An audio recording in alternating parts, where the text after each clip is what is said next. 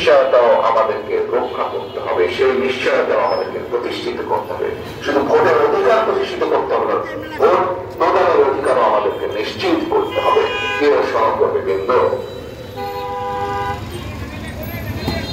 আজকে আমরা যদি পত্র পত্রিকা খুলি, আমরা যদি দেশের বিভিন্ন দিকে তাকাই, তাহলে আমরা কিছু কিছু ক্ষেত্রে কিছু কিছু অস্থিরতা লক্ষ্য করছি।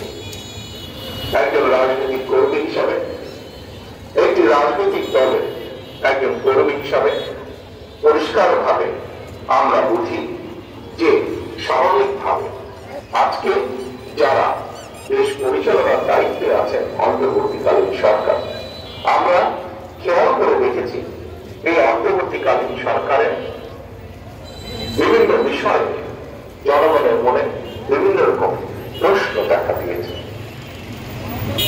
আমরা এই সরকার গঠিত হওয়ার পর থেকে আমরা পরিষ্কারভাবে বলে এসেছি, আমরা চাই এই সরকারকে সমর্থন করতে, আমরা চাই বর্তমান অন্তর্বর্তীকালীন সরকার সফল হোক।